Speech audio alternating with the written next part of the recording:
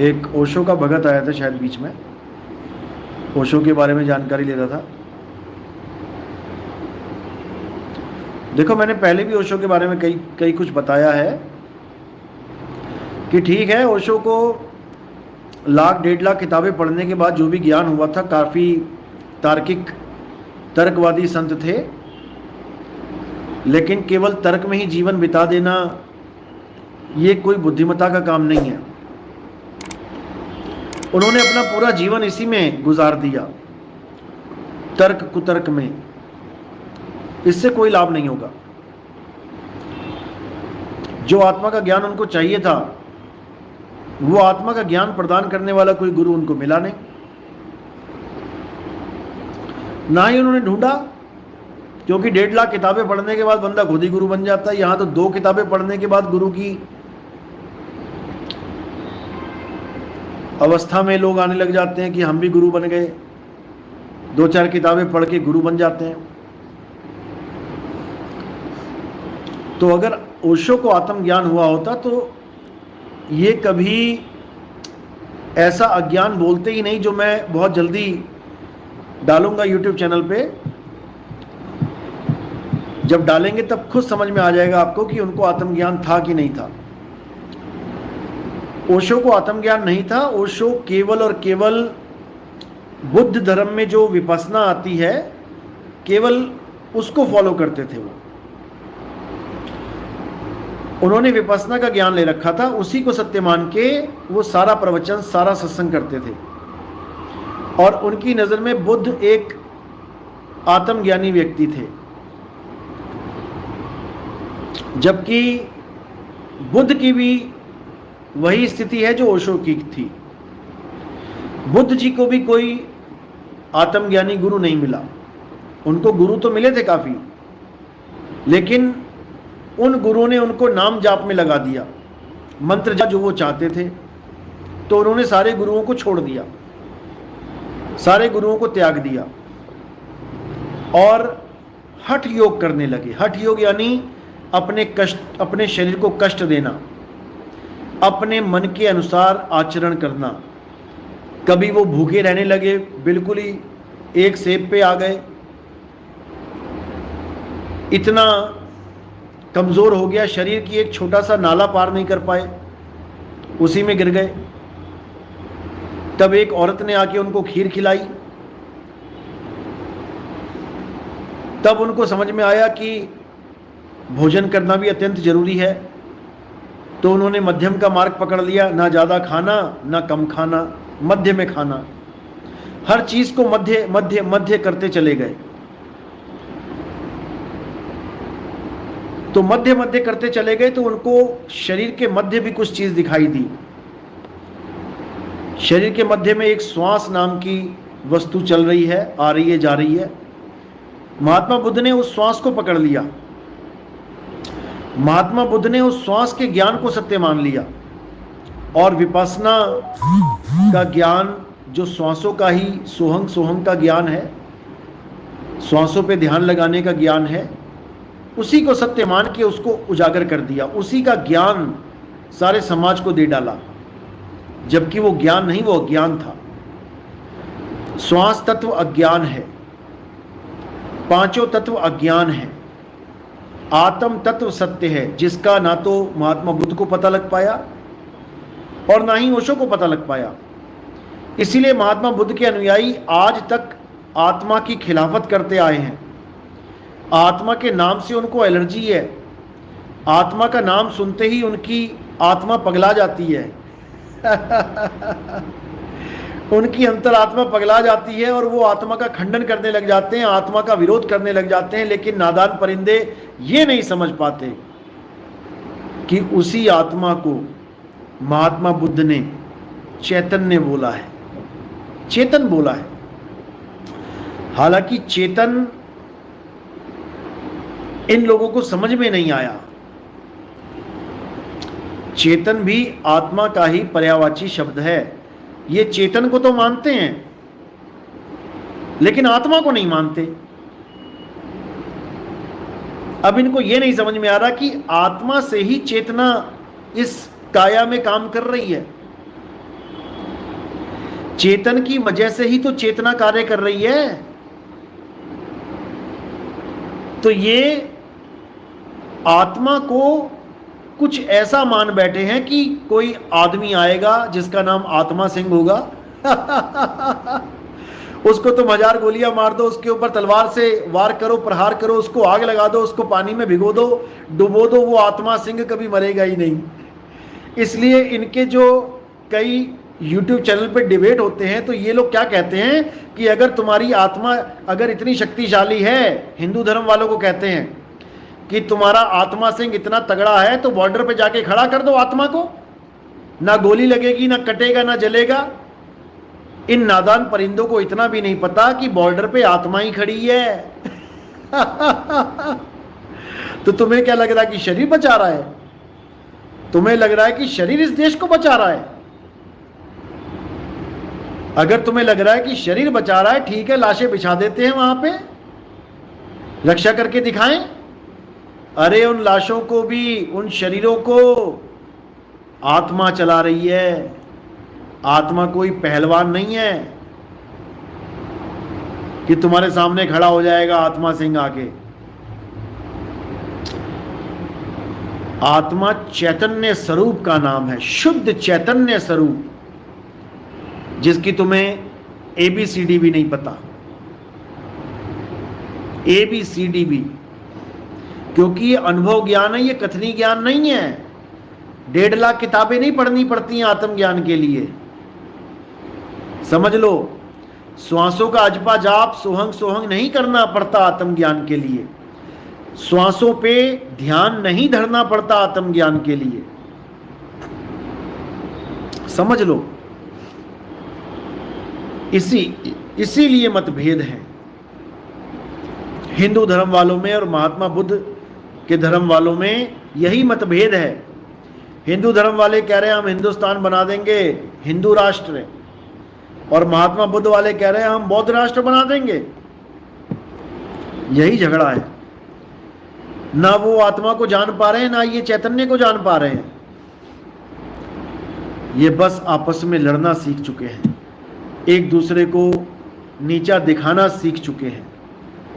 ये एक दूसरे को समझना नहीं सीख पाए, एक दूसरे को जानना नहीं सीख पाए। इनको इतनी सी भी बात समझ में नहीं आती कि चाहे उसे तुम चेतन कह लो, चाहे उसे तुम आत्मा कह लो, चाहे उसे तुम कोई भी नाम से पुकार लो, वो एक ही तत्व है, और वो तत्व निहित तत्व है। तत्व बोलने में आता है आत्म तत्व, लेकिन असल में वो इन पंच भौतिक तत्वों से न्यारा होता है। पंच भौतिक तत्व तो आपको दिखाई देंगे, सुनाई देंगे, महसूस हो जाएंगे इंद्रियों द्वारा, लेकिन आत्म तत्व इंद्रियतीत है। इंद्रियों का वहां खेल ही नहीं है, वो मायातीत है, वो शब्दातीत है, वो भावातीत है। वो तब समझ में आता है जब कृपा बरसती है, वो तब समझ में आता है जब उसका अनुभव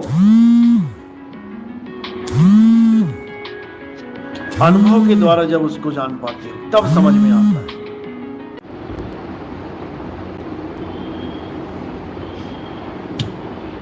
रक्षक कला क्या होती है?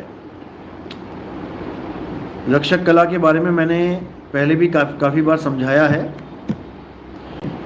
रक्षक कला काल का सबसे बड़ा जाल है। आज जितने भी लोग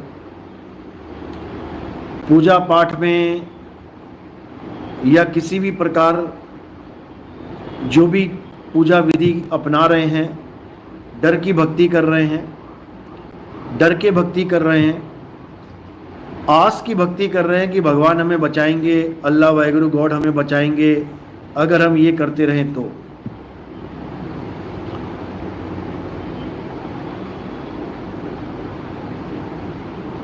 और कर क्या रहे हैं? वही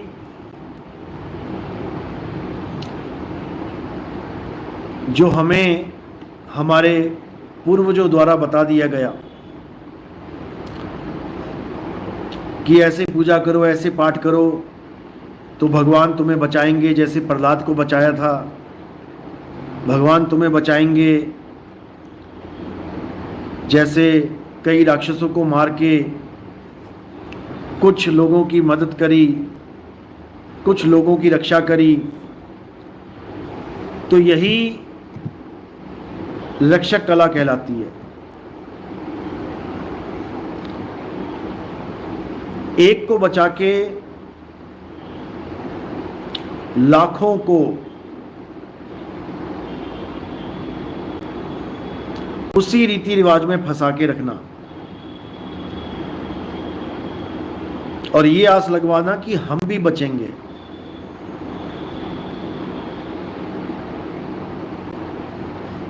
कबीर सागर में इसके बारे में बड़ा खुल के जिक्र है कि ये काल क्या करता है, ये मन क्या करता है।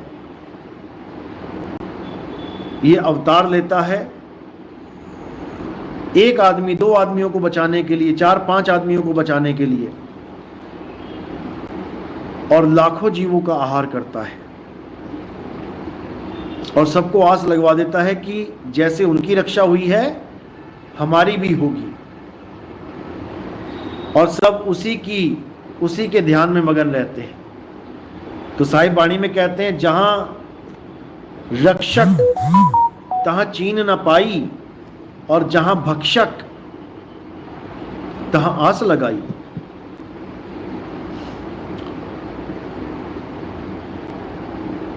तो इसके बारे में जब सत्संग आएगा, इसमें वाणी के साथ बहुत कुछ समझाया जाएगा। लेकिन जो विवेकी होते हैं वो इस कला को पहचान जाते हैं और इससे आगे बढ़ते हैं, निकलने की कोशिश करते हैं।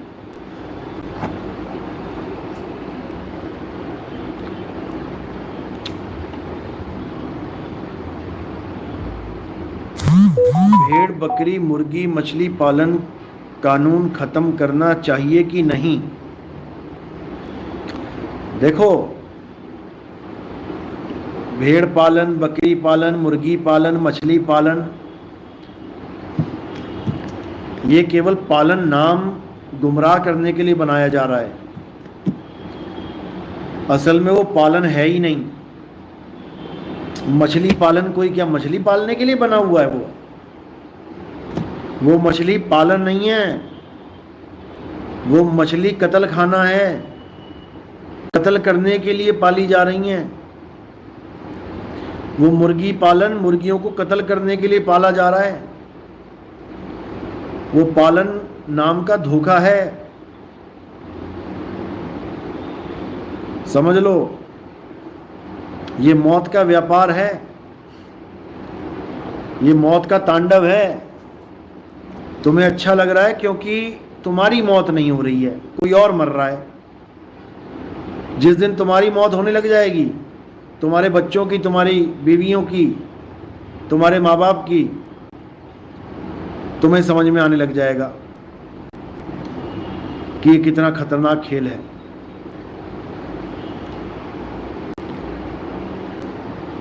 बहुत खतरनाक खेल है।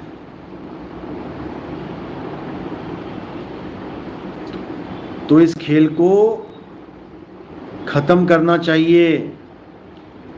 ये मुर्गी पालन, ये मछली पालन, ये जीवों की हत्याओं का जिम्मेदार है।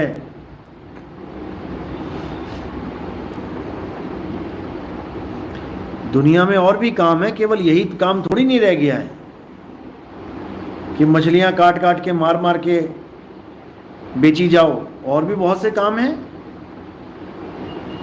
लेकिन छुरी चलाना आसान है, रिक्शा चलाना मुश्किल है। इसलिए लोग आसान काम पकड़ लेते हैं, ये सोचे बिना कि इसका हश्र क्या होगा।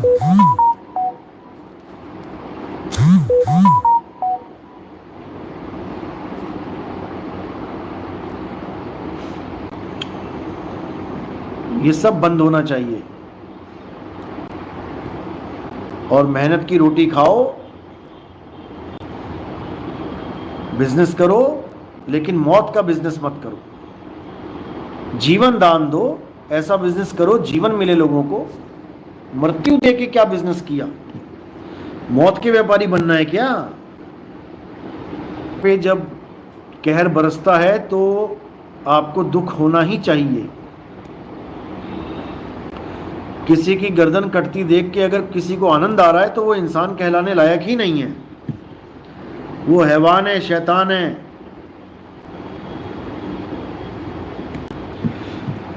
तो परमात्मा की अपार कृपा से, बंदी छोड़ की अपार दया से, मेहर से मूल ज्ञान का प्रचार बहुत बहुत सुंदर तरीके से पूरे विश्व में ये मूल ज्ञान फैलता ही जा रहा है। और सब धर्मों को, सब पंथों को, सब मालिक के विवेकी हंसों को एक करने का पंथ यही है, यही है, यही है। इसके अलावा और कोई नहीं है, नहीं है, नहीं है। इसको जितनी जल्दी आप समझ जाओगे, लोगों का उतनी ही जल्दी कल्याण होगा। ये अटल सत्य है, इसमें कोई दो राय है ही नहीं। साहिब ने इसी का इशारा किया था कि 12 पंथ काल फुरमाना, भूले जीव न जाए ठिकाना, 13वें पंथ हम ही चले आए और सब पंथ मेट के एक पंथ चलाएं। परमात्मा की वाणी है कि 12 पंथों को मेट के, यानी उसके ज्ञान को उजागर करके आगे का, यानी सबको एक करने का पंथ, यही वो 13वां पंथ है। इसको अच्छे से समझ लेना है।